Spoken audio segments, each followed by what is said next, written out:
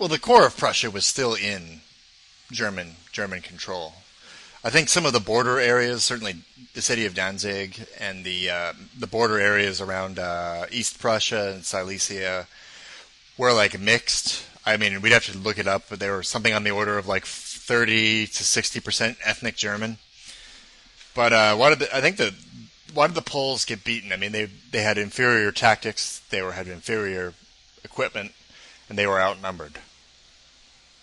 And it was also the Soviets attacking them simultaneously. Yeah. Like they're a big, flat, poorly armed, poorly equipped country with not that many people being attacked from two directions. But yeah. like, they're being attacked from three, really. Yeah.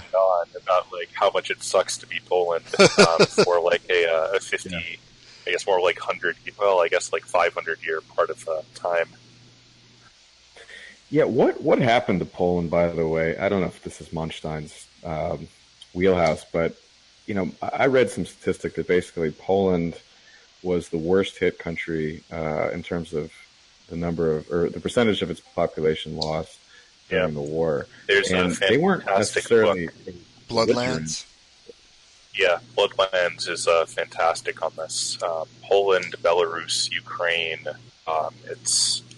It's a nightmare to be anywhere in that giant swath for those between like 1914 and 1950 or so. Yeah, because I don't understand. I mean, they weren't a belligerent, so to speak. They were just sort of occupied. So why were they being killed in the numbers they were being killed? Were they being conscripted, or what was starvation, happening? Bombed out cities. I mean, they got invaded twice. So that's right. That's not good. And during this time, the Allies are like bombing German farms. So, if you're in German occupied territory and you have some potatoes and some hogs, the Germans are just going to take your food and then you're screwed. Most civilian deaths in World War II were just straight up starvation and starvation-induced disease. Mm-hmm.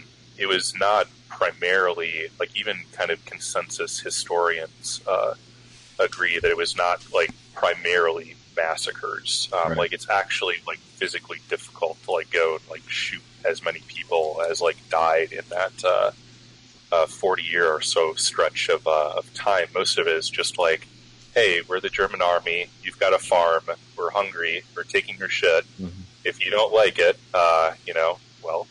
we'll shoot you, I guess, so you better run away. And if you try to retaliate, we'll burn down your entire village. Mm-hmm. Mm-hmm. And by the way, tell us about the secret food stores you put away. Yeah. The Russians were, even on their own territory, were a bit more notorious for that even.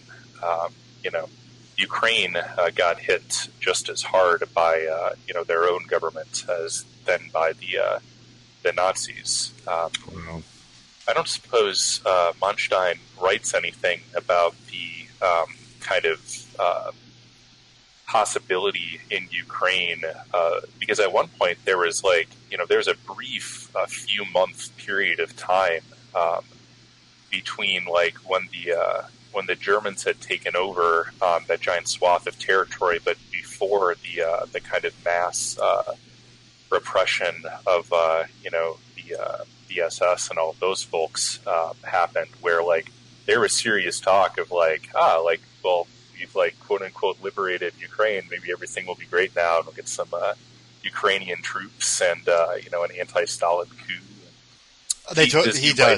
He does go into that in a little bit of detail. He says that at the outset of his section on the war in the East, that if you wanted to beat the Soviet Union, you had to plan on two campaigns, very specific objectives. Don't try to take it all over at once. And the second aspect is you needed to take it apart from the inside out. So you needed to basically be nice to the Slavs and try to raise a Slavic army to take over the country. You had to offer both the Russians. Really, it was the Russians you had to win over. I mean, they could have been nicer to the Ukrainians and probably got plenty of Ukrainian troops out of it. but they needed to give the Russians a way that the Russian soldier a way that he could win, right? That he could, abandon the Soviet Union. And they actually had something like 500,000 Russian volunteers. Anyway, despite the horrible way that they treated the Russians hated Stalin so much that they still had 500,000 that the Allies ended up handing back to Stalin to be executed at the end of the war.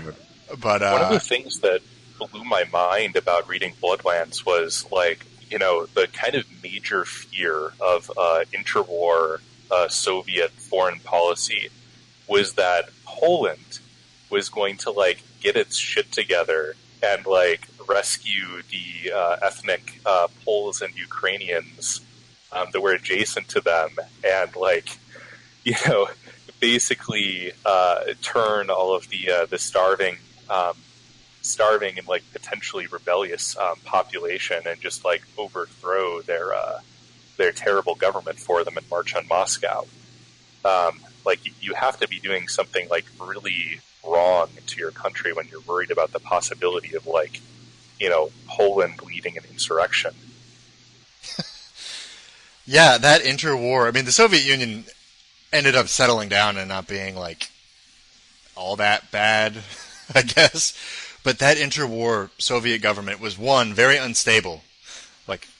The war between the Trotskyists and the Stalinists, and then Stalin was paranoid for a reason. He was purging people because he didn't have a good grip on power. Who knows what might have happened if... I don't know. I guess if the Western powers had been not in a depression and in a position to intervene in Russia. You mentioned before that Manstein thought that they should fight the Soviet Union in two pieces. I'm assuming one being the North, one being the South. And my previous studies of the Eastern campaign was that the initial thrust was towards Moscow, and then later they went down to Ukraine, and then eventually attempted to get the oil fields further to the east. But they failed in both counts, and I'm wondering if Manstein sort of, with hindsight, thought that they could have done that a little bit differently, because they literally got within artillery range of Moscow or something, and then the snows came, and so they basically were stuck, and their supply lines couldn't get to them. And then in the south, Hitler was obsessed with Stalingrad, so that soaked up a huge number of resources. And I think the Russians knew that they needed to fight pretty hard down there. But, those were huge, different parts of, frankly, the world, because, the Soviet Union was huge. And so did Manstein have a sort of thesis, in retrospect at least, as to the order in which they fought that? Should they have gone towards one more rather than the other? Does he talk about that? Yeah, so Hitler, the Operation Barbarossa was three pushes: north, center, and south. Manstein said they were going for basically Leningrad, Moscow, and then to go into the south. I forget exactly what the objective in the south was, if it was just to secure the Ukraine or if it was to push through the Donetsk. I think it was to push through Donetsk. But Manstein says what they should have done, Leningrad wasn't really that important. It would have been nice to link up with the Finns, but big deal. It's not that big of it's just not that important. Right. Manstein wanted to take Moscow and the area around Moscow. So there's the Tula. You can actually buy if you're an AK owner, you can buy ammunition called named after this place today at Walmart. But there's the Tula Arms facility near Moscow, and then further east there's other facilities that are major arms depots. So he wanted to take Moscow, secure these industrial facilities, and then disrupt the rail networks that every train in Russia basically ran to Moscow. It was like this hub. If you take Moscow, you don't win the war, but you take the most valuable asset to the Soviet Union. You disrupt their ability to coordinate. I don't really understand why this is, but he says they wouldn't have been able to have coordinated global actions after that. They wouldn't have been able to coordinate their forces in the north and the south. The Soviet Union was centrally planned, so I'm assuming that that's part of the reason Moscow was the nerve center. Yeah, could be. You take out the economic planning centers. Maybe it certainly sounds better than what they ended up doing. They could have taken Moscow if they'd focused. I mean, even under the plan that they ended up doing, Guderian thought that he could take Moscow, but if I remember correctly, Hitler ordered him to turn south, or at least detached forces from him to turn south into the Ukraine to take the vital whatever wheat fields in the Ukraine. Yeah, that always struck me as strange. Why are they going for that? Just knock out the political nerve center rather than. I mean, eventually you need food, but a lot of the communications were like hierarchical. A lot of the planning was not necessarily as hierarchical as you might think, or at least not more so than in other countries. But if you think about the kind of logistics about getting like a telegram from some like outpost near Vladivostok, like reporting on Japanese troop movements or thing.